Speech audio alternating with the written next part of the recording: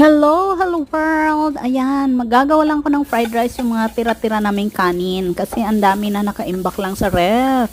Lalagyan ko nga pala siya ng ayan, beef na yung ground beef.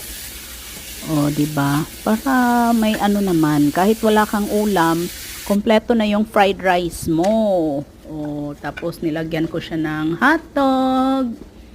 Tapos lalagyan ko rin siya ng carrots. O, di ba? Para may ano naman, sustansya naman yung kahit rice lang yan, kompleto na, hindi mo na kailangan mag-ulam. O, ayan, ang dami. Yung iba, pinibigay ko dun sa aking kasamahan sa trabaho. Nagyan ko rin nga pala yan ng scrambled egg, mga ka-world. O, diba?